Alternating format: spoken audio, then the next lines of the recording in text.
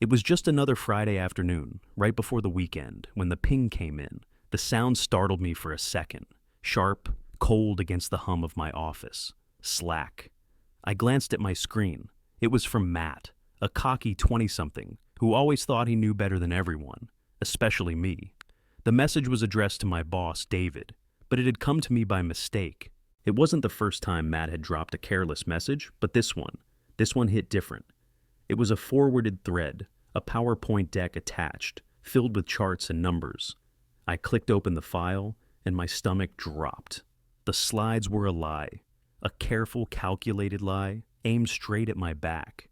They painted me as a corporate failure, claiming I had mishandled financial projections, signed off on bad investments, and blocked initiatives that could have saved us. I read through it twice, then a third time, but I didn't panic. Not yet. I knew what this was. I'd been in the game long enough to recognize a setup when I saw it. Matt's message, blunt, smug, and completely casual, made my blood run cold. He was talking about humiliating me at the holiday party, putting me on blast in front of the entire company. The new VP, Marcus, would be there. I'd been loyal to this company for over 15 years. And this? This felt like a betrayal I could never recover from. I didn't respond immediately. I sat back in my chair, trying to swallow the lump in my throat. It was like watching everything I'd worked for, everything I'd earned, start to crack and crumble with a few careless clicks. Then I saw something else. The credentials used to create this mess were mine. I stared at the screen longer than I should have. The realization hit like a punch to the gut. Someone had used my login to set me up. I wasn't just being framed. I was being framed with my own hands. This wasn't just a personal attack. It was a career killer. I wasn't about to let it happen. I sat there, staring at the screen for a moment longer, trying to force my mind to catch up with what my gut already knew. This wasn't just an office rivalry. It was a full-on attempt to ruin me. I had to move fast before the damage was done. Taking a deep breath, I opened the audit logs. My fingers hovered over the keys for a second, as if the very act of digging deeper might pull me into something darker than I could handle. But I had no choice. The first thing I checked was the login history for the date the fraudulent slide deck had been created. It took a minute to load, but then there it was, a login from an unfamiliar IP address at 3 a.m. My pulse quickened. I clicked on the details. The IP didn't match anyone in the office, especially not Matt. The address traced back to a luxury apartment complex downtown, a place that screamed money. Matt lived in the suburbs. That wasn't his neighborhood. I cross-referenced the IP with the company's vendor list, and sure enough, it led back to Apex Solutions, a consulting firm David had brought in under the guise of financial optimization. I'd never trusted those guys, and now it seemed I had good reason not to. I didn't stop there. I pulled up more logs, my eyes scanning for anything out of place. There was a ticket I hadn't seen before, a change request for the financial tracking systems logged late at night. It showed a code update that caused an outage the next morning. That was the same system inefficiency we'd blamed the previous week when Q3 numbers fell short. The timing was too perfect. I clicked on the ticket, my heart hammering as I saw my name under the approval column. My own credentials had been used to authorize a change I knew nothing about. I'd never approved it. Hell, I hadn't even seen it. That's when it hit me. They'd used my account to cover their tracks. Someone, Matt, or whoever was behind this, had compromised my login, and they were framing me for their screw-up. They had set me up as the fall guy for their mess, and if I didn't act fast, I was going to be the one holding the bag. I felt the weight of it then, crushing. If they succeeded, I wouldn't just lose my job. I could face criminal charges for something I didn't even do. I pushed the thought aside. No time for panic. I needed evidence. I needed something solid. I kept digging. That's when I stumbled across a folder in the company's shared drive. The label on it read, "Old Data," but something about it seemed off. I opened it, and my stomach sank again. Inside were compliance forms for Apex Solutions. Forms that looked like they had been filed months ago, but the dates on them were backdated. I clicked through the documents, trying to ignore the gnawing feeling in my gut. Then I saw it, a forged signature, my signature, on a compliance report. The pixels were off, the edges too jagged. It wasn't me. I dug deeper into the financial records. Apex Solutions had been billing the company close to $10,000 a month. But the work they were doing, it was vague. Operational optimization, consulting services, no real details, just empty promises. Then I found it, a trail of invoices tied to Apex Solutions, one after another, month after month.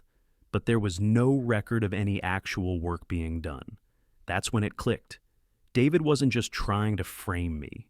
He'd been using company resources to funnel money into Apex Solutions, which, get this, was a front for his own mother's shell company. I felt a cold shiver run down my spine. David had been siphoning money from the company, and I was the one being set up to take the fall. The implications hit me hard. If I didn't move now, everything could be wiped out. My career, my reputation, maybe even my freedom. But the real weight came from the realization that this wasn't just about me anymore. It was bigger than that. David's entire operation was built on lies, fraud, and deceit. I sat at my desk, staring at the screen, trying to steady my thoughts.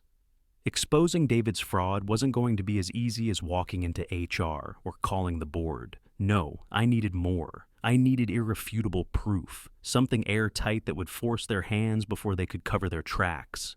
It wasn't enough to just know what they'd done. I had to be able to prove it to the people who mattered, and that meant I had to act fast. Then it hit me. I remembered the software update from a few months ago, the beta version of the auditing tool I'd quietly installed. It hadn't been fully rolled out, just a test version to monitor user activity across key systems. Most people hadn't even noticed it running in the background, and that was exactly how I needed it, quiet, invisible. I logged in and began configuring it to monitor specific keywords, anything related to legacy, bottleneck, or, more importantly, anything tied to the Q3 miss. If David or Matt tried to present the fraudulent slide deck at the holiday party like they planned, this tool would flag it. More than that, it would trigger an automatic email sending all the evidence straight to the legal department, HR, the board, and the new VP, Marcus. It was a risky move. A part of me knew that if David or Matt figured out what I was doing, they might try to pull the deck last minute or change their plan.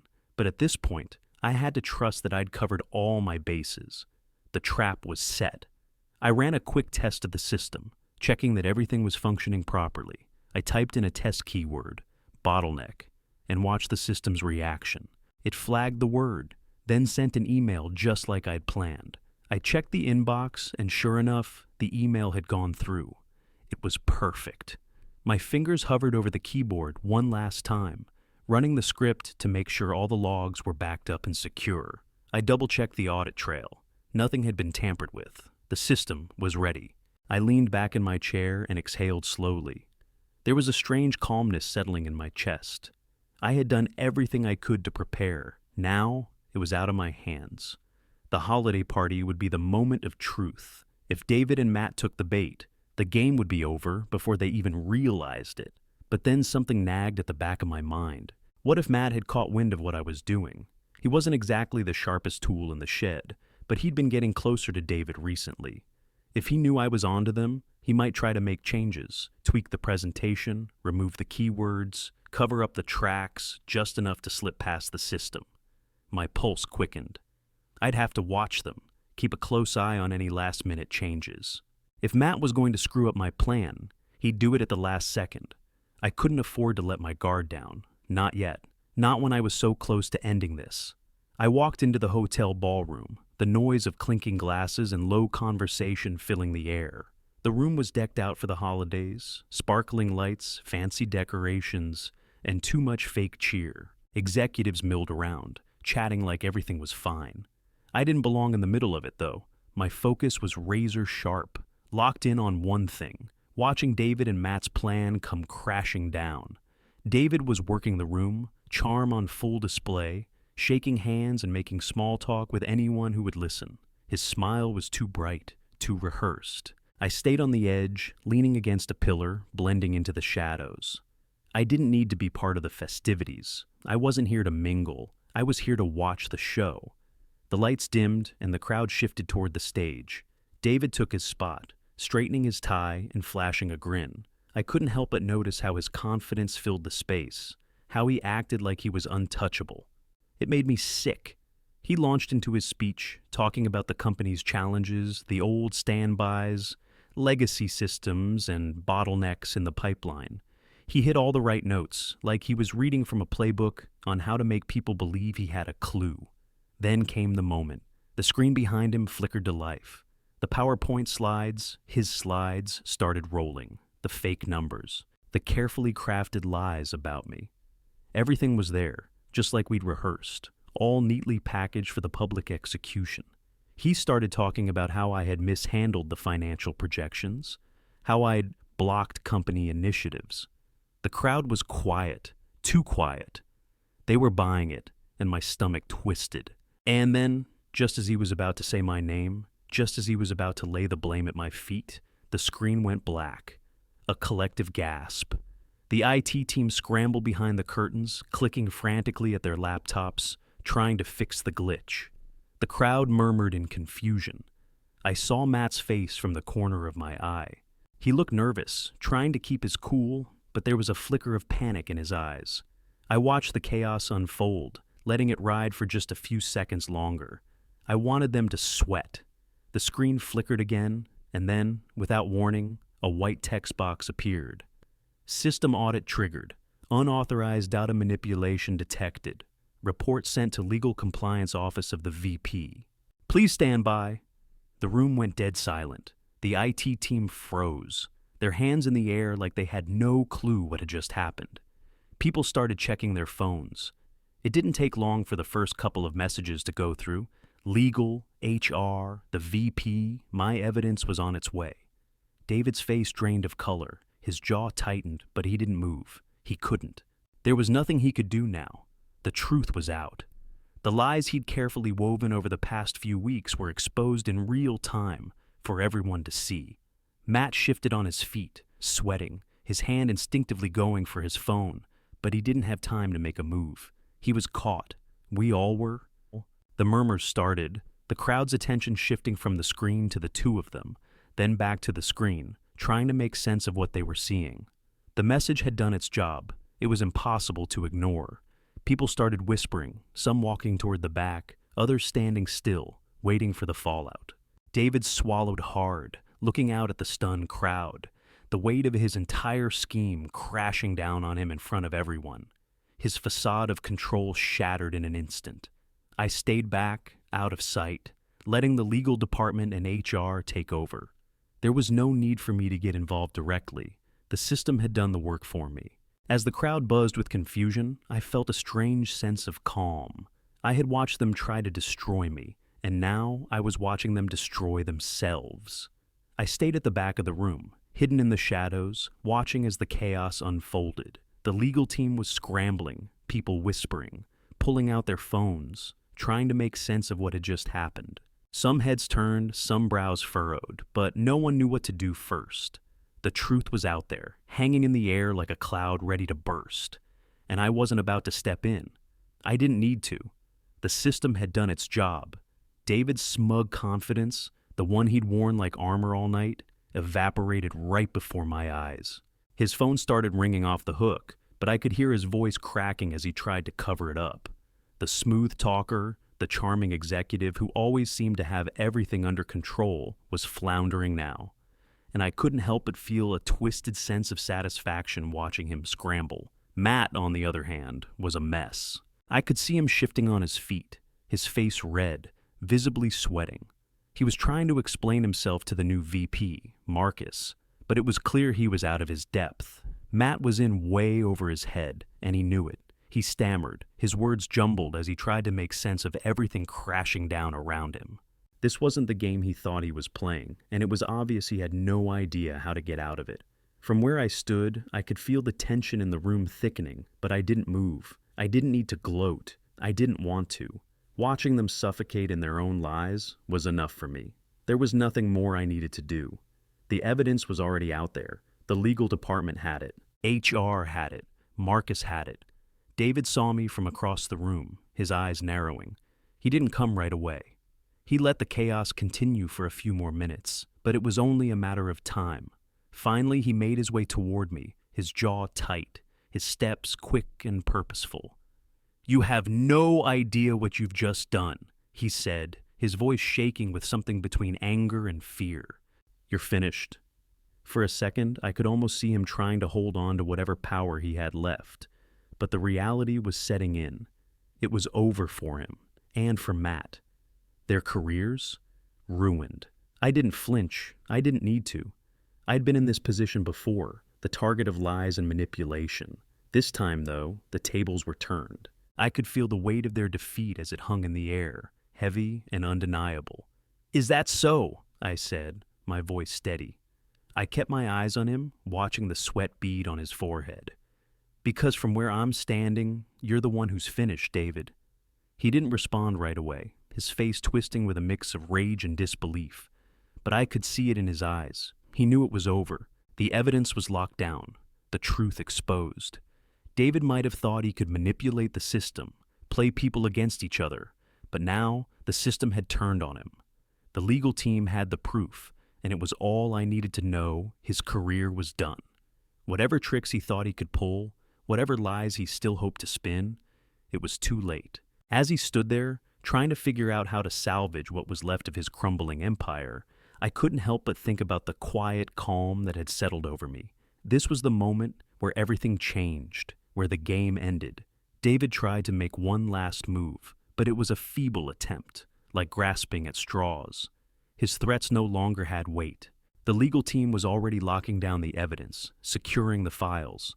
His threats were just that, empty. And for the first time in a long while, I felt in control. I walked into Marcus Sterling's office on Monday morning, still feeling the weight of everything that had happened over the weekend. It was quiet, the air thick with the tension of the last few days, but the room was well lit, as if trying to push through the shadows of the mess left behind. Marcus was sitting behind his desk, a stack of papers in front of him, my audit logs, I recognized immediately. He looked up as I entered, a faint smile on his face. There was something in his eyes, respect maybe, or something more calculating, but I didn't mind. He had a job to do. "Rob," he said, his voice steady. "Come in, sit down." I did, taking the seat across from him. His fingers tapped on the papers, and he pushed the stack toward me. "We need someone like you, Rob," he said, his eyes meeting mine.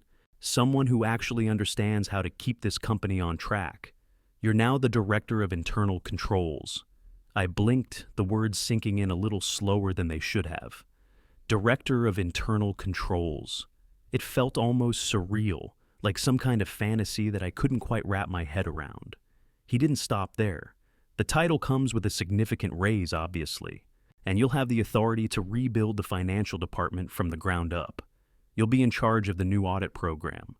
I nodded, the weight of his words pressing down on me. I'd been given more power than I ever expected, and more responsibility. Legal immediately suspended David and Matt pending investigation. I had been a quiet player in this game of corporate chess, but now I was the one in charge of the board.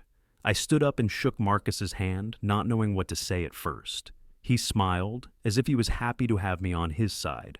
As I made my way to my new office, the one with the corner view, it was hard to shake the feeling that everything had shifted. The walls of the office seemed a little taller, the desk a little wider, the power, the control.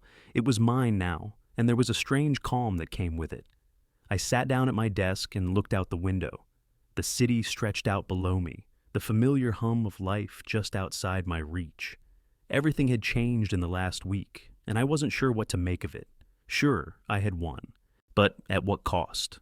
The truth was, I wasn't proud of the way I'd taken my revenge.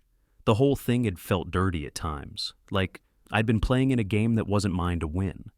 But I knew it had been necessary. They'd tried to ruin me. They'd used my name, my reputation, to cover up their own mistakes. I couldn't let that go unchecked. But as I sat there, hands folded on the desk, I realized something. The company had changed, but so had I. I wasn't the same person I was a week ago. I had stepped into a role I hadn't asked for, with responsibilities I wasn't entirely sure I was ready for. And yet, here I was. I ended the day feeling more secure than I had in years. The system was in my hands now, and I could feel the weight of it, heavy and solid. But as I locked up and left for the night, I couldn't shake the feeling that my life, my career, everything was irrevocably different. I wasn't just the victor. I was the one who had redefined the rules of the game. And now, there was no going back.